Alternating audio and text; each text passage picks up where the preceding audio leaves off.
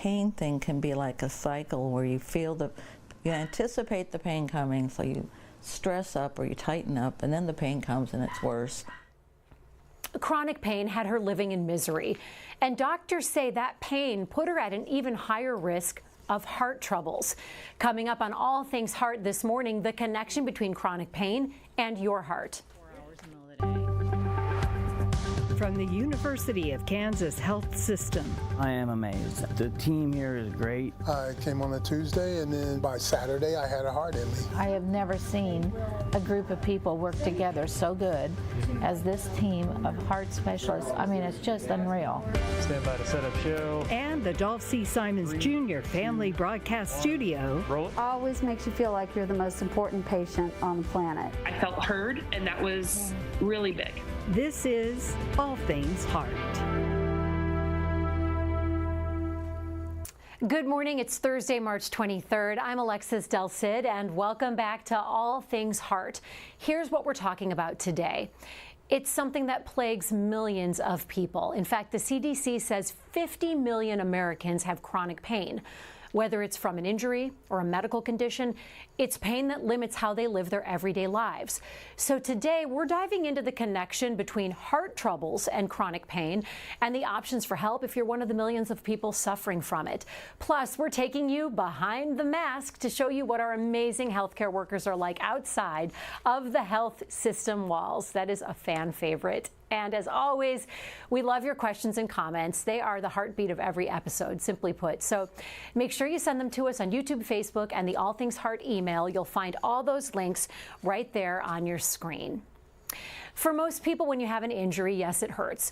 But after a while, your body heals, you get back to a normal life.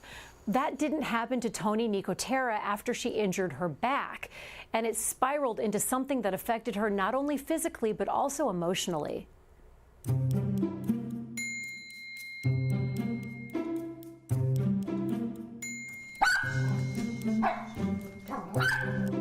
They may be little, but wiener dogs have a huge presence in Toni and Ross Nicotera's lives. So much so, they have a nickname for their KCK home. The Weenie Dog Hotel.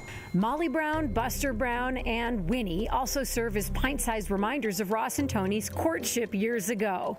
I was on Harmony, and I saw this picture of this man covered with weenie dogs and grandchildren, and I thought, that's the guy I want. Unfortunately, it's little Molly. Hey, Molly. Who's also a reminder of Toni's journey with chronic pain. It was December 2021. Toni lunged for her and felt her back go. I have a bulging disc, and it made it worse. The pain was excruciating and constant. Nothing seemed to alleviate it.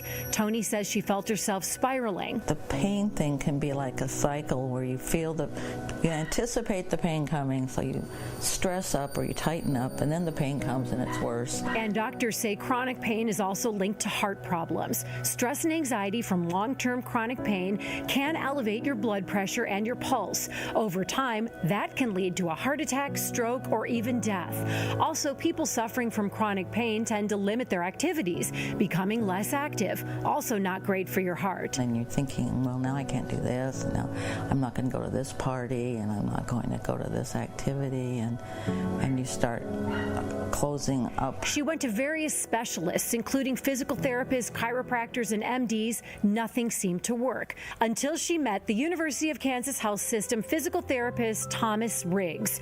During one of their sessions, he told her about a chronic pain class that he teaches. She signed up. Like I said, maybe the rhythmic kind of way the waves come in, lapping up against the shore. That's why we have sound machines, by the way, that put us to sleep, because it's so relaxing. It was so wonderful to go to his class and realize it wasn't the end of the world. It gave me hope. And not just hope. Toni says the class would ultimately give her life back.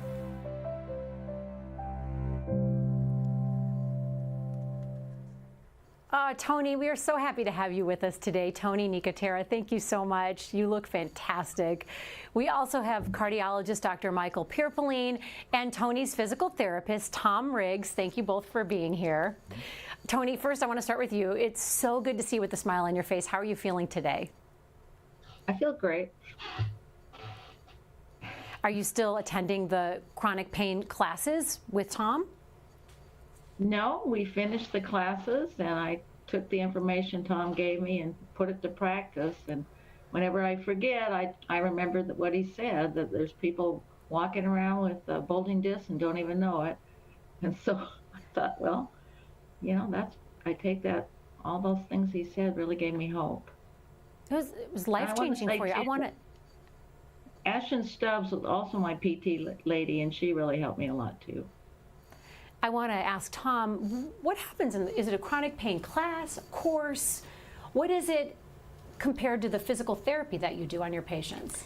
It's a separate program we started several years ago. We call it Restoration Highway, and we meet once a week for an hour for 4 consecutive weeks, starting at the beginning of each month. And we talk about, there's 2 different portions of it. We talk about the incredible nervous system that we have and how it might become extra sensitive to different stimuli that may or may not have anything to do with an injury or surgery or anything like that. And then there's a movement portion where we get up as a group and we go do some exercise for 8 to 10 minutes. And then the participants are asked to do some homework in the meantime. And do you find that this is a class that you refer your patients to who are still struggling even though they're undergoing physical therapy? Yeah, right now we've been self-referred from our own talented physical therapy staff, mainly because of COVID and the numbers that we could have in our class. And now we've sort of opened up our class to referrals from our primary care physicians. Oh, that's wonderful. So I want to bring Dr. Pierpolin in because there is a study published in the journal Pain Medicine. And it finds that people with chronic pain may have more likely odds of having a heart attack or a stroke. Is that something that you see as a cardiologist in your practice? It is. There's, it's always the correlation causation question, or the chicken or the egg, or which came first. But certainly the things that can lead to chronic pain, or obesity, sedentary lifestyle, can drive up things like high blood pressure and other things, and it may even mask some of the other symptoms of heart disease. So we do see that there is some correlation between people with chronic pain and more heart disease. So is the heart disease and all the things that come with it causing the chronic pain, or is the chronic pain and all the things that come with that Tony described, the anxiety, the despair, it really actually hurts you emotionally? Is that what's causing it? What do you see more often?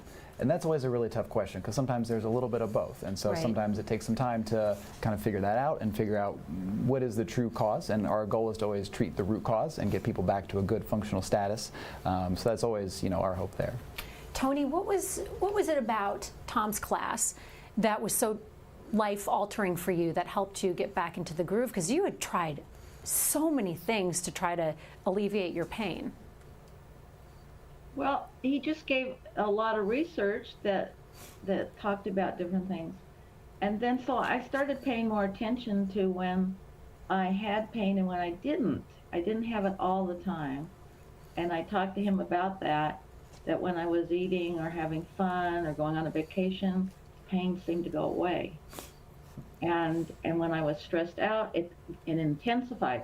So, and he gave me, just ideas about how, you don't have to have the pain all the time. And you tense up when you're stressed, and that makes the pain worse. And you don't have to be on all this pain medication. You can do activities like walking or exercising that helps it. So Tom was just so informative with all these ideas and alternatives to medication that just intrigued me. It was like opening up a whole world that, I didn't know existed. So the power of the mind and the power of really shifting how you think can positively affect someone's nervous system and alleviate pain. They just have to figure out how to do it. Is that what I'm hearing from you, Tony? I think so. I just started thinking differently. Before, when I would get a shoot of pain, I would just think, oh no, now I can't do this because I'm hurting. And Tom, with his ideas, I was like, okay, you have some pain, move around. Oh, it goes away. Oh, everything's okay. We don't have to panic here, And moving seemed to be the real key of just keeping active and having fun and doing things I like to do, How did you get into this, Tom? How did you go from physical therapy to also leading this class, just as something that a lot of people don't know exists? I didn't know that this class existed. When I came on the staff here 6 years ago, our management came to me and wanted me to take on this rising group of people in chronic pain, and thought that we needed to do something about it. We're community and nationwide leaders, and they really wanted to tackle this important group. I want to weave in again the heart connection, because there is a heart connection. So Dr. Pierre-Pauline, if someone watching has chronic pain, they're obviously worried about their pain. They're worried about a whole host of things. Can they do anything preemptively to protect their heart? Yeah, certainly. So, definitely the chronic pain can be an issue, especially when it comes to limiting some of their, activities or exertional activities, which is always a good guide for us. But definitely being on top of all their other medical issues, it definitely affects the heart. So things like high blood pressure, diabetes, high cholesterol, increasing activity level, all these things can actually help the heart function over time. So those are very important things that we'll always focus on. We put a QR code up on your screen, and I want to make sure you see it right now. You can scan it.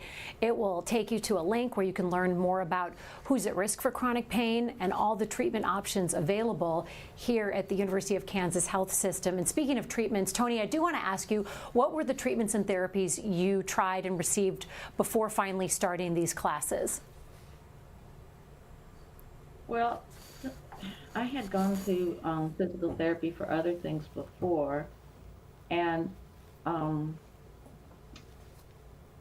really was just taking pain pills. And then I was even thinking about getting a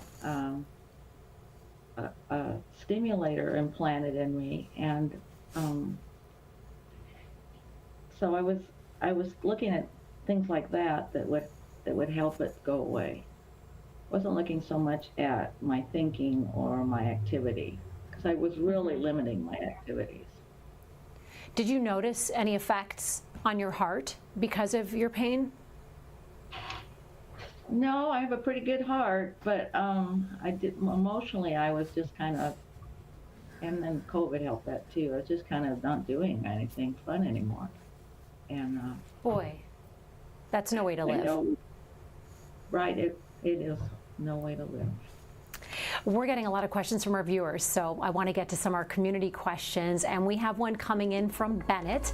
Bennett wants to know, are there any warning signs for people with chronic pain that something could be wrong with their heart? So what do people need to be looking out for? Dr. Pierre-Pauline, I want to start with you. Definitely. So chronic pain can definitely mask some of those things, but some of the classic features we always worry about is, especially during times of exertion, if you ever have chest pain or chest pressure, especially when doing some type of exertional activity, definitely if we have associated shortness of breath, dizziness, lightheadedness, sweating with that, or rapid or irregular heartbeats with associated lightheadedness or chest pain, those are all things that we would worry about. And sometimes those can be masked by people who may not have been able to do the exertional activities they were before, or they may be feeling other pain that may be kind of masking some of those symptoms. So those are all things that we would be looking for. Shannon has a question, and Tom, I'll ask you this one. Shannon wants to know if everyone with chronic pain is at an increased risk of heart disease, and even to rephrase it, do you refer all your chronic pain patients to see cardiologists or tell them to look out for heart troubles? Not necessarily. Certainly, movement is the most powerful pain reduction technique that we have. And we would look for some things in our physical therapy program of those kinds of exertional problems there. If they were short of breath or having some sort of chest pain, or some of these red flags that we might look at, and then we would refer them to the appropriate physician. Clark has a question, and this goes kind of piggybacks on what you were saying. It wants to know if there are specific exercises, meditations, or stretches that you can recommend people at home can do right now if they have chronic pain, or he says, is it more of an individual basis? When we see people exclusively in our department for physical therapy, certainly we can create a program that's tailored to them and their specific needs. We have some videos made from our talented staff here at the Health Systems Media Center that were made for our class, and those are available to anyone on the Health Systems YouTube page.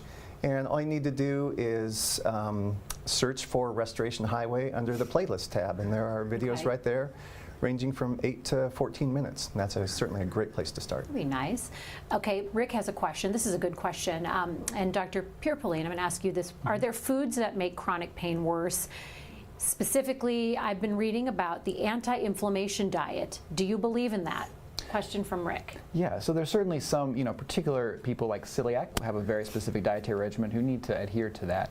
I think it's easy to get down into the weeds of those things, but I think a lot of the anti-inflammatory diet, a lot of it comes down to kind of some of the basic things that we will always, advocate for, specifically focusing on fresh fruits, vegetables, nuts, beans, legumes, olive oil, cutting down on red meats, fried foods, saturated fat in particular.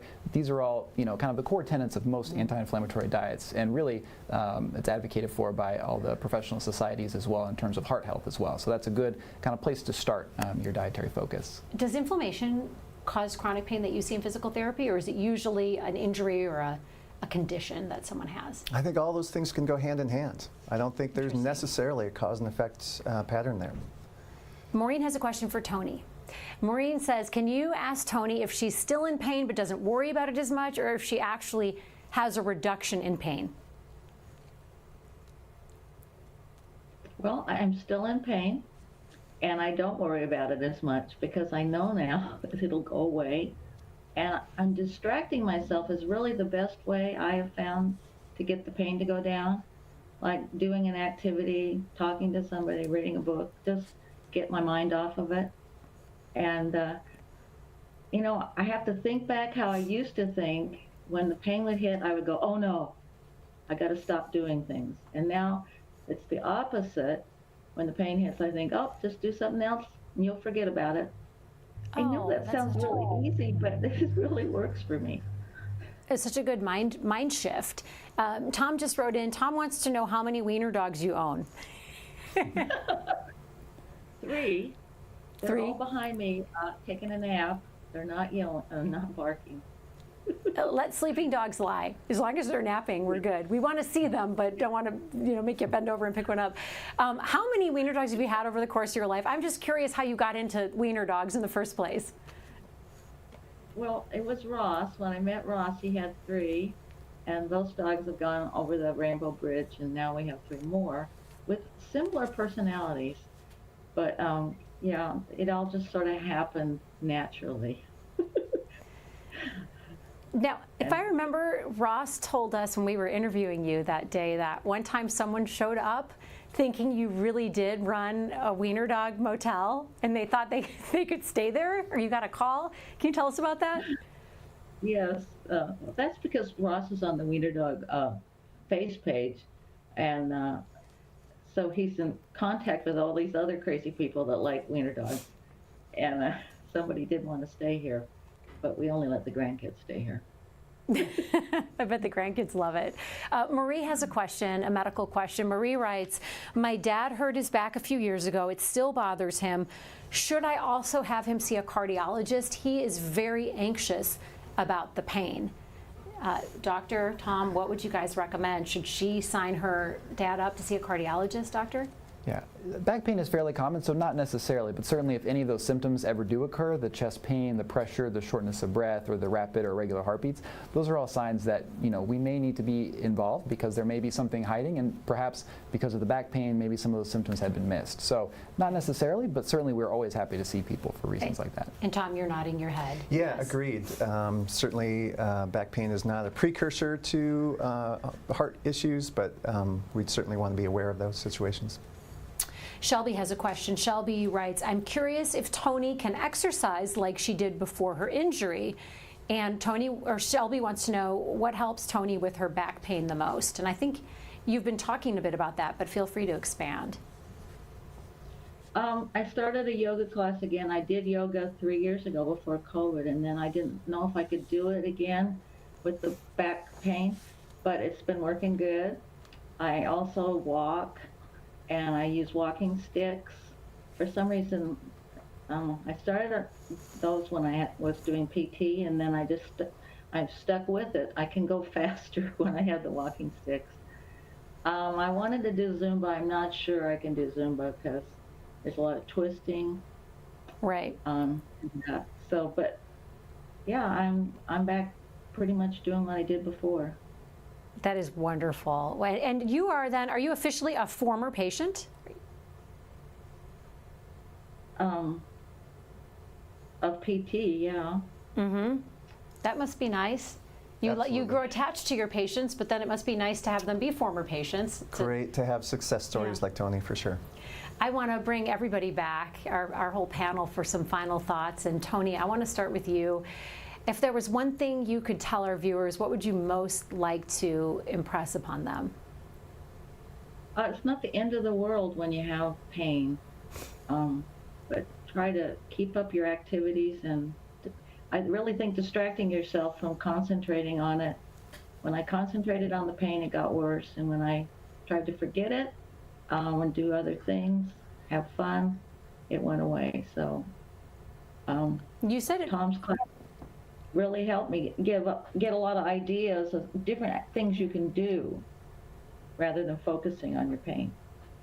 And Tom, when we go to you, something Tony said was when she first signed up, I'm paraphrasing here, you were afraid it was going to be a woo-woo kind of class, and instead you presented her with a lot of science behind shifting the mindset.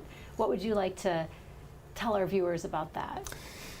Yeah, our brain is the most powerful thing that we have, and we can take control over our pain if we start to maybe think about things a little bit differently, all the stimuli that our body and our brain is processing.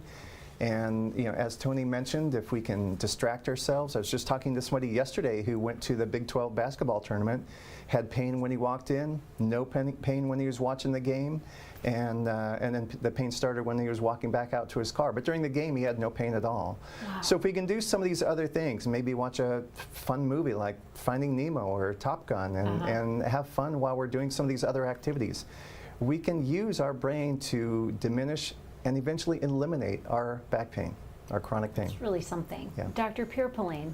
Yeah, I would definitely echo what Tom there said. I think it's the paramount importance to get people active and moving and do the things that you want to enjoy. So I always tell people we're trying to optimize and get people so they don't have to see us near as often, and get people moving and doing all the activities and things that they want to enjoy. So we always will strive to get that done. We have one more segment for you, and we love bringing this to you. It is called... Now for a secret look into the guardians of healthcare at the University of Kansas Health System. Let's go behind the mask. We are going behind the mask. We want to start with Dr. Pierpoline. You have shared some incredible pictures with us. Gorgeous fall colors. Where was this taken? This was in the Blue Ridge Mountains a few years back. And you enjoy hiking with your family? Do you go solo? What do you do? My wife and I really enjoy going hiking and spending time out in the wilderness, so we try to do that as much as we can. And you also enjoy the racetrack. You sent us some pictures from there. Is that the Speedway? Quite a bit. So this is actually the Circuit of the Americas at the Formula One race a few years back. Oh, cool. Are you a big race fan? Just a little bit. Is that what you call them, race fans? Or what's the word? Yeah, exactly. So it's a tradition. My dad and I have been to almost every Formula One race in the U.S. For the last 10 or so years. So we really enjoy that. What a cool tradition. And you're kind of a jack of all trades because you like cooking. I do love cooking too, so it does go along with a lot of that, so definitely one of my other hobbies. What is that, paella? What do you cook there? So it's actually pad thai. Okay. Not my best work, but it was pretty good. Pad thai is complicated. I found that out. So do you like to cook elaborate meals? I make attempts to, but I'm part Italian, and so I usually, kind of come back to cooking kind of simple Italian food. Pad thai is not simple Italian food. You really went outside the comfort zone there. We did. How did it turn out well, though? Your wife liked it? It was edible. It was. That's the bar. Edible. Okay, now I want to go to one more picture. Where was this taken? So this was actually in Portugal a few years back. Beautiful. Lisbon? That was Lisbon, yes. Yeah, and do you have any more trips planned? We're actually going on a very delayed honeymoon to Italy next month. Oh, when did you get married? The peak of COVID. Okay, yes, yeah, so you needed to delay it. You're going to have a great time in Italy.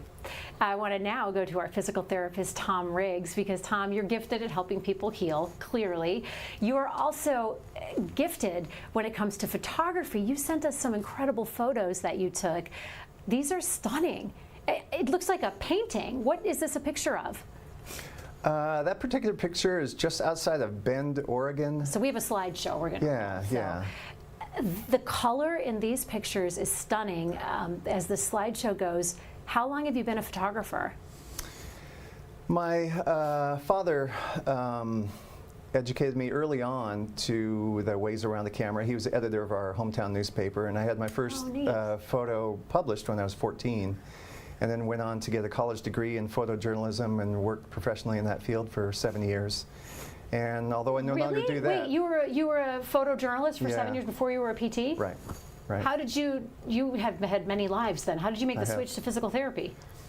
You know, you think there'd be totally different, but if you're trying to make people feel comfortable in front of the camera, you make people feel comfortable about moving and exercise. There's not that big a jump there.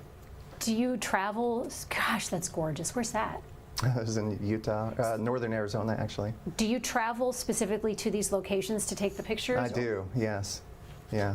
And do you take your whole family when you go? You take your friends? No, I usually go solo because I keep kind of really weird hours. I might hike in the dark. I might return in the dark. I might sleep in my car so I can be at this specific place at sunrise. And do you sell the pictures anywhere? Because I could see those hanging I on walls. do have a website, TomRiggsPhotography.com, but yeah. TomRiggsPhotography.com. Yeah. I'm going to scope that out.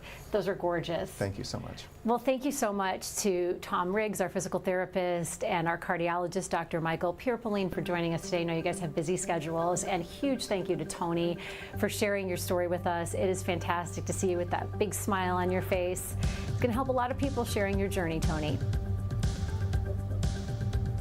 Coming up next week on All Things Heart. Because I was, too stubborn to die. Too stubborn to die. You know, undergoing one organ transplant is huge. This patient had 2 organ transplants at the same time. We share his wild journey to better health along with the medical teams that saved his life. That's next Thursday morning at 10 a.m. We will see you then.